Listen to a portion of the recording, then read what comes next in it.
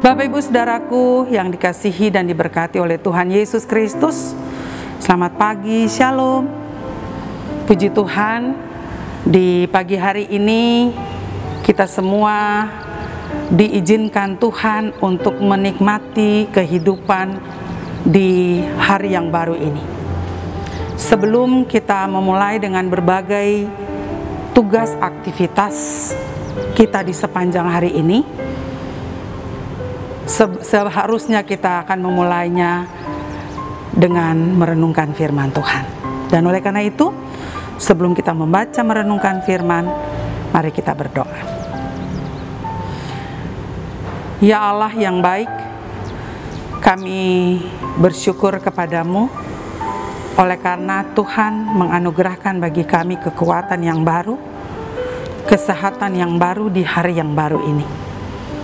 Dan tentunya kami akan melaksanakan berbagai kegiatan kami di sepanjang hari ini.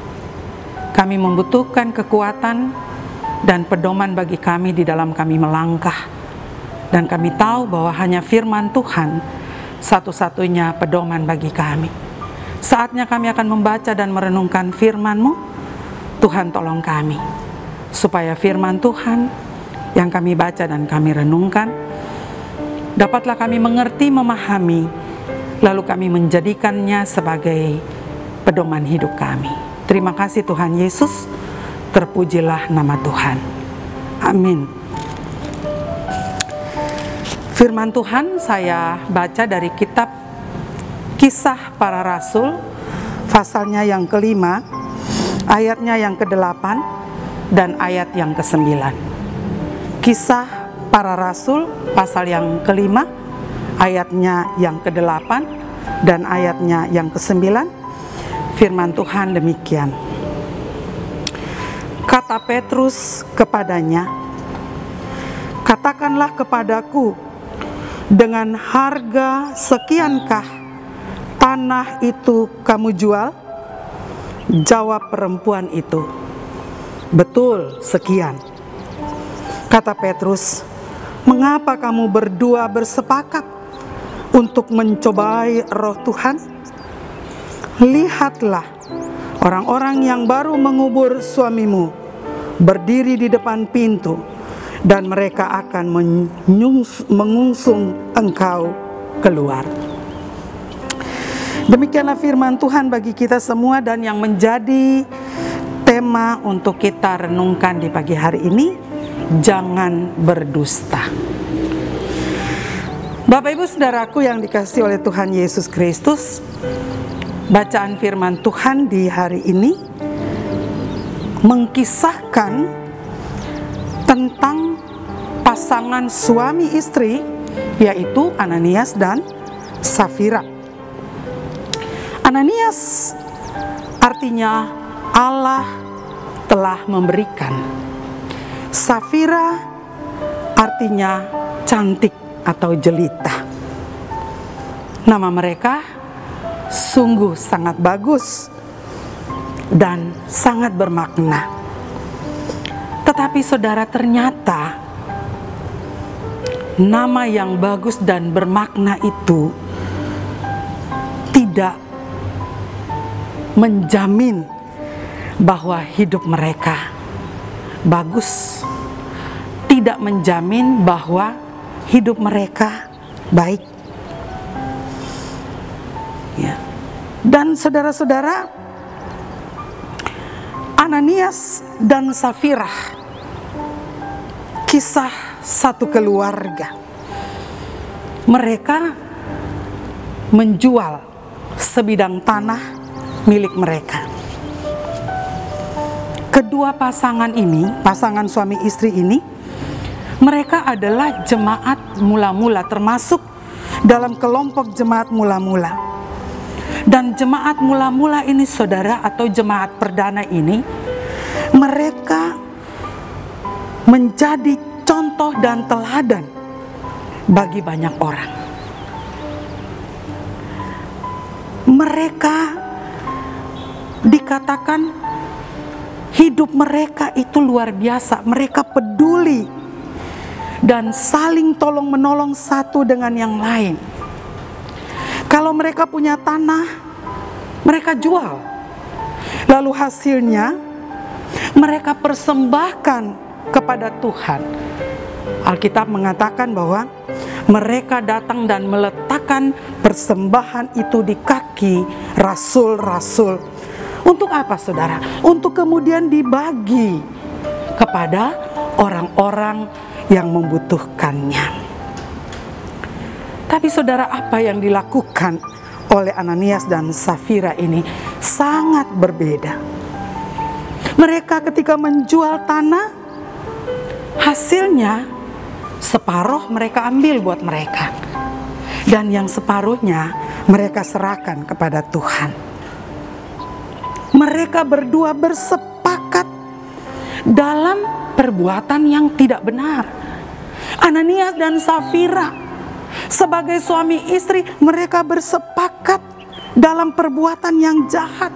Mereka tidak jujur. Mereka tidak mengatakan yang benar.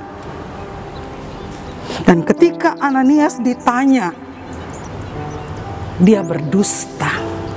Dia berdusta dan mengatakan bahwa apa yang dia serahkan itu adalah hasil penjualan tanah. Ya. Ia berdusta. Padahal dia mengambil separuh dan separuhnya dia serahkan kepada Tuhan.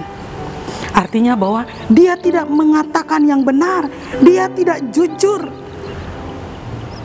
Dan apa yang terjadi, saudara? Ketika dia melakukan yang tidak benar, hukumannya adalah Tuhan mengambil nyawanya. Dia mati. Luar biasa, saudara. Lalu kemudian Petrus menanyakan kepada istrinya, apa betul apa yang dia persembahkan kepada Tuhan itu semuanya dia persembahkan kepada Tuhan? Istrinya menjawab, iya betul. Lalu Petrus mengatakan, kenapa kamu membohongi Tuhan? Mengapa kamu berdua bersepakat untuk mencobai roh Tuhan?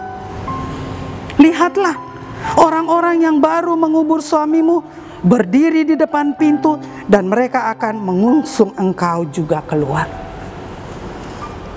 Bapak Ibu, akibat dari tidak jujur, akibat dari dusta sangat fatal, tidak ada ampun. Suami istri keduanya mati. Dan dari peristiwa ini membuat banyak orang takut kepada Tuhan. Saudara-saudaraku, terkadang sadar ataupun tidak sadar, dalam perjalanan kehidupan saya, saudara, dan mungkin orang lain, banyak orang, kita suka berbohong, kita suka berdusta, kita suka merancangkan yang jahat buat orang lain, lalu kita menutupinya dengan berdusta. Tapi ingat, saudara, bahwa kita bisa berbohong kepada sesama, tetapi di mata Tuhan kita tidak bisa berbohong. Di mata Tuhan kita tidak bisa menipu, karena di mata Tuhan semuanya telanjang. Tuhan melihat sampai kedalaman hati kita. Tuhan tahu apa yang menjadi rancangan kita. Tuhan tahu apa yang menjadi pikiran kita, apa yang terpikir di dalam pikiran kita. Tuhan tahu. Dan saudara-saudaraku, dan oleh karena itu, melalui kisah ini kita mau belajar dalam kehidupan pribadi, dalam kehidupan keluarga rumah tangga, dalam kehidupan persekutuan umat Tuhan. Mari kita belajar untuk hidup penuh kejujuran, tidak berbohong, mengatakan apa yang benar. Ya. Amsal 6 ayat 16 sampai 19 mengatakan begini, hal-hal yang dibenci dan menjadi kekejian bagi Tuhan adalah lidah dusta, hati yang membuat rencana-rencana jahat. ya, itu menjadi kekejian bagi Tuhan, dan itu sangat dibenci oleh Tuhan. Artinya bahwa hari ini kita semua mau belajar supaya hidup jujur.